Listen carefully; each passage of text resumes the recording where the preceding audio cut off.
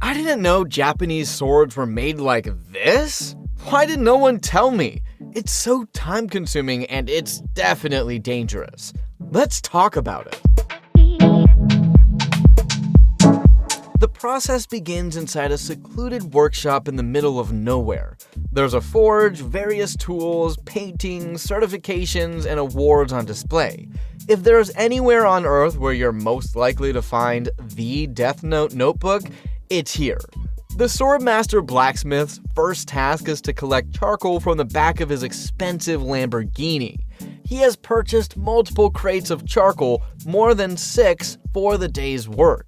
Upon reaching his workshop, he sets the crates down and starts shoveling the charcoal into the forge where the sword will be born. Before going any further, the Swordmaster and his 2 extremely handsome-looking apprentices, look how kawaii and cute they look, change into traditional Japanese work outfits, otherwise referred to in Japanese as katanakaji shozoku.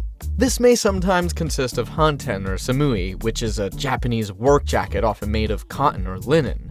Then you have the anden bakama, a wide skirt-like pair of pants that allows ease of movement. The tabi is the traditional split-toe socks.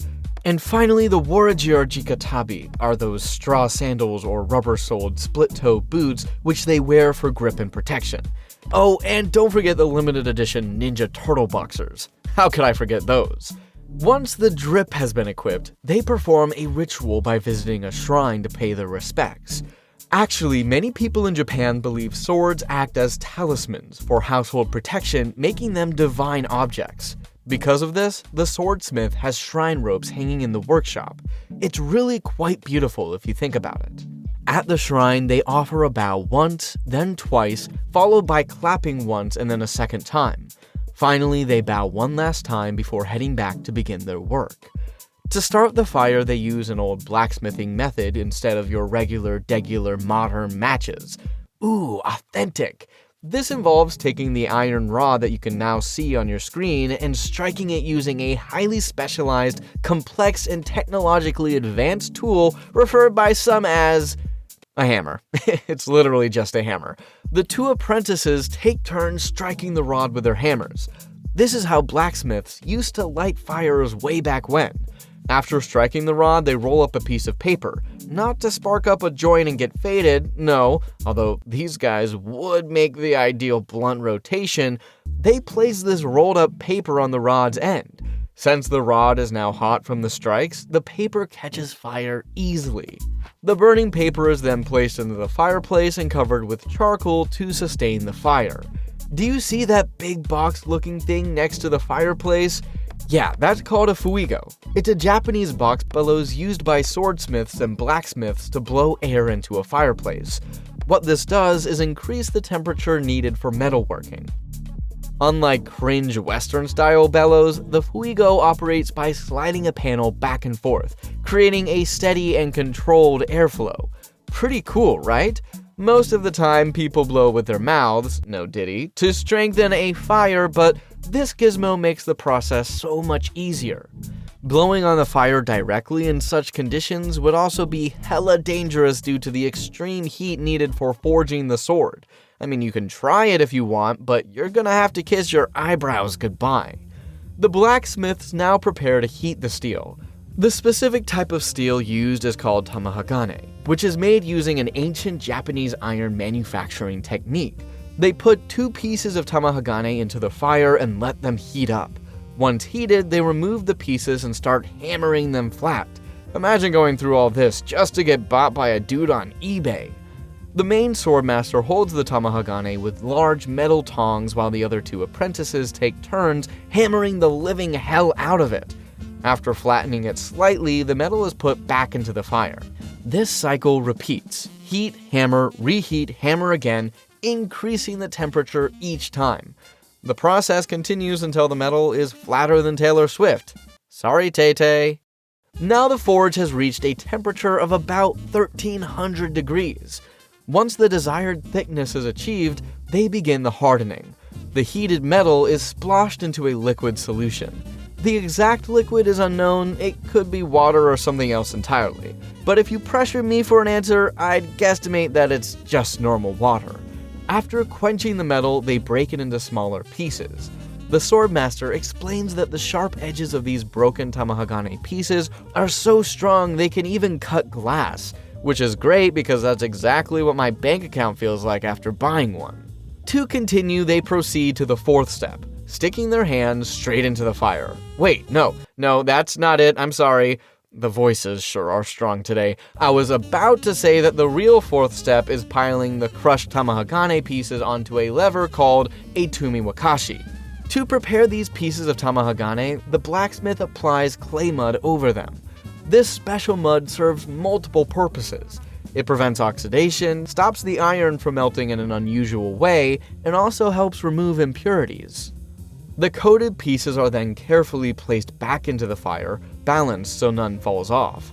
It's kinda like Jenga, but for samurai warriors. At this point, an apprentice takes a handful of charcoal and spreads it over the stacked tamahagane like he's sprinkling cheese over a plate of spaghetti.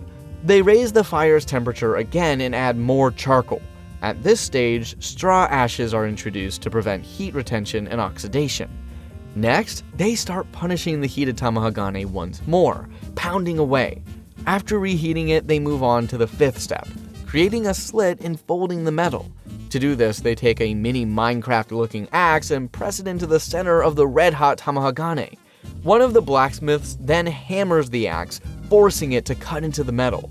They continue striking until the cut goes about 70 to 80% of the way through. They're edging it, if you will.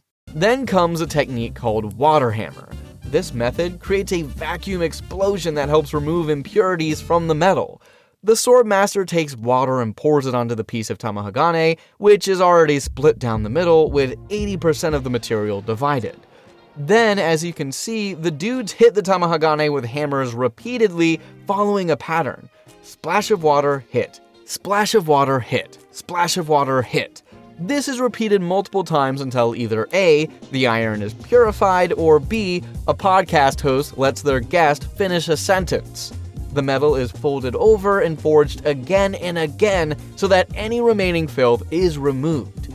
The apprentices watch closely, waiting patiently as the work continues. Aren't they handsome? I think I'll name them Chase and Anthony. One will master the forge, the other will start dropshipping. Okay, here's a question. Have you ever wondered what a Japanese swordsmith eats for lunch? On this particular day, it looks like they caved and Uber Eats some grub onto the premises. Wait, what is that? Okay, I see rice, some sort of chicken cutlet, veggies, and an unidentified soup of some kind. Bro really forged steel all morning just to get bodied by hot miso.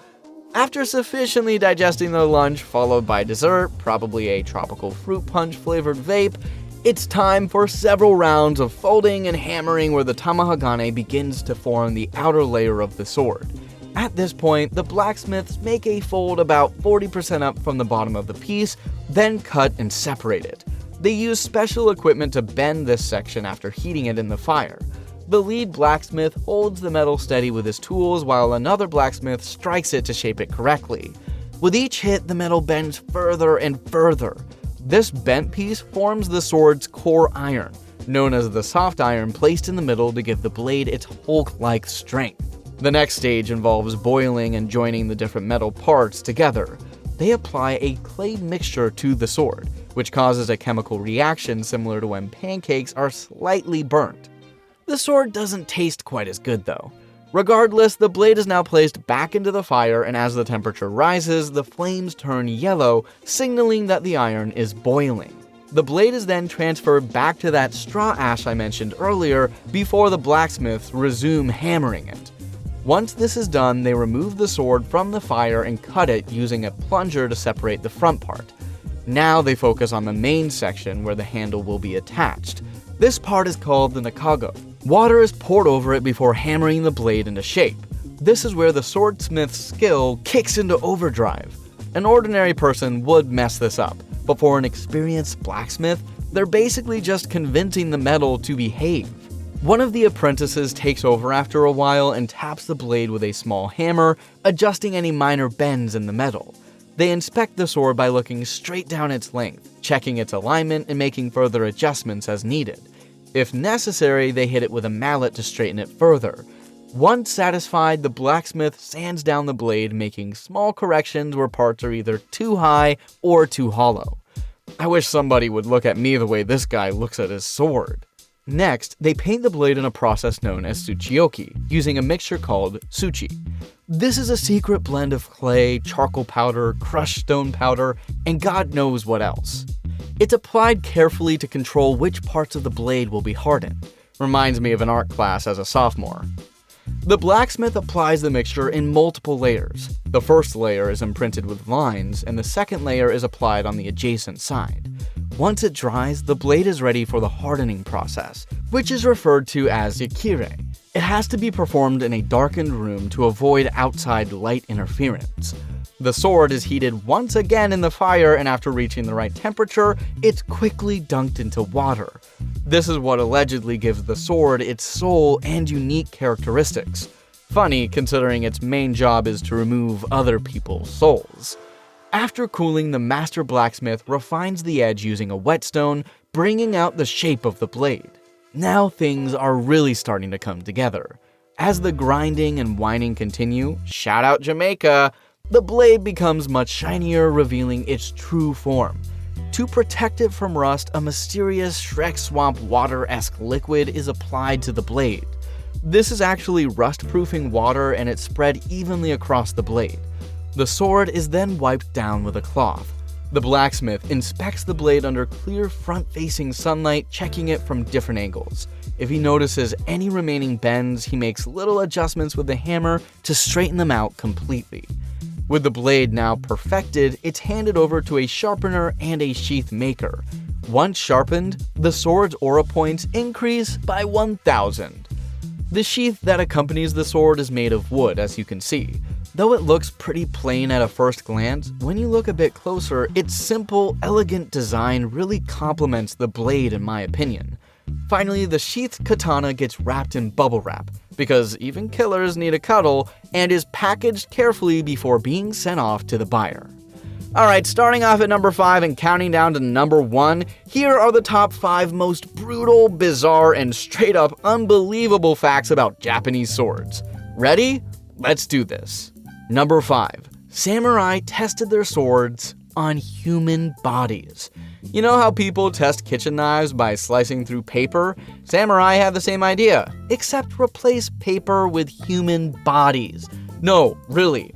The practice was called tameshigiri, and it involved slicing through human bodies. Corpses, prisoners, unlucky criminals, whatever was available really. If a blade could slice clean through multiple bodies stacked on top of each other, then it was considered a masterpiece. These multi-kill swords often had their test results engraved on the blade. Just imagine carrying around a weapon with successfully sliced through 5.5 people XD written on the side. That's wild! There were even official sword testers in Edo period Japan whose entire job was to make sure these weapons were sharp enough to turn people into sashimi. And what happens if a katana failed the test? Well, it was sent straight back to the forge. Because if your sword can efficiently relieve someone of their head in one stroke, what are you even doing with your life? Number 4. The strongest katanas were folded up to 1,000 times. Legend says that the katanas of old were folded 1,000 times to make them stronger. And while modern metalworkers will tell you that number is a little exaggerated, more like a few hundred times, the process was still insane. Traditional Japanese swordsmiths would heat, hammer, and fold the weak iron over and over, forcing out impurities and creating a blade that was so sharp, I'm convinced if you dropped a single hair onto it, the hair would split before hitting the blade. Some swordsmiths even went full goblin mode by mixing ground up human bones into the steel, because apparently the only thing better than a deadly weapon is one literally infused with the bones of your enemies. But this wasn't just samurai being extra for no reason. A weak sword meant certain death in combat. When your entire job is split people in half before they split you in half, settling for a flimsy blade probably isn't the best idea. I don't know, I'm just taking a wild guess. Number 3. Some samurai swords were so sharp they had to be banned. You know your weapon is too good when the government has to step in and say, Yeah, you can't have that, lol. That's exactly what happened in the Edo period when certain katanas were deemed by Japanese rulers as too sharp to legally own. Why? Well, because people were using them for all the wrong reasons, like high-profile assassinations and casual, everyday murder. I mean, some could cut clean through armor and even bone. The Tokugawa shogunate banned some of the deadliest blades as a result. Of course, banning them just made them more valuable. Who would have thought? Number 2. Samurai had a two-sword rule, but one wasn't for fighting. Samurai always carried two blades, the katana, the long one, and the wakizashi, the short one. At first glance, this seems like a smart tactical move. I mean, two weapons are better than one, right? But here's the thing. The wakizashi wasn't really meant for combat. It was mainly there in case a samurai needed to perform seppuku, aka self-deletion, self-termination, self-elimination. You get what I'm trying to say. Samurai culture was built around honor, and if you screwed up badly enough, losing a battle, getting captured, or just existing in the wrong place at the wrong time, you had one way to redeem yourself, by opening up your own stomach. Yup. And since disembowelment is, not great, one of your samurai buddies would usually stand by to finish the job, by relieving you of your head. How kind of him! The wakizashi also had one other much less horrific use. It was the samurai's indoor weapon. Katanas were way too big to be whipping around inside a room, so if you needed to defend yourself in close quarters, like if someone rudely tried killing you while you were sipping on a nice cup of tea, you'd reach for the smaller blade. So yeah, one sword for fighting, one sword for self-elimination. Suddenly, your life doesn't seem so bad now, does it? Number 1. The cursed swordsmith who made bloodthirsty blades. You see this angry-looking guy on screen? His name was Sengo Muramasa, and he was a famous swordsmith from the 16th century, but not in a wholesome, made-quality weapons kind of way. No, his swords were said to be literally bloodthirsty. The blades supposedly had a thirst for blood so strong that they would force their wielders to murder. Some warriors who owned Muramasa swords reportedly couldn't resist the urge to kill, sometimes even turning on their own allies, friends, or themselves. The sword allegedly whispered, "More blood, please," and you had no choice in the matter, you had to obey. The ruling party in Japan at the time was so convinced that Muramasa blades were cursed that they banned them entirely, after first destroying as many as they could get their hands on. Some samurai were even executed just for being caught with one. So if you ever come across an old katana in an antique shop and it starts whispering to you, maybe just leave it there. And now for a bonus fact. Katanas could slice through guns like butter. A sword is useless against a gun, right? Wrong. During Japan's transition into the gunpowder era, samurai actually trained to slice through muskets in battle. Early firearms were made of relatively soft metals, and a well-crafted katana could cut straight through a musket barrel like it was a breadstick. There are actual recorded tests showing that a properly made katana could slice clean through soft metal gun barrels. Some samurai even practiced deflecting bullets with their swords. Sure, this wasn't a perfect defense, turns out bullets kinda hurt, but back in the 16th and 17th centuries, this was a real battlefield strategy. Imagine trying to shoot a guy only for him to slice your gun in half before you even pull the trigger. That's some straight up anime level nonsense. Except it actually happened. Now excuse me while I head off into the Japanese mountains in search of a blacksmith who I can pressure into becoming my sensei, but before I go, let me congratulate you. You now know exactly how Japanese swords are made. And since you're already here, give this next video a watch. It might just shock you. Sayonara!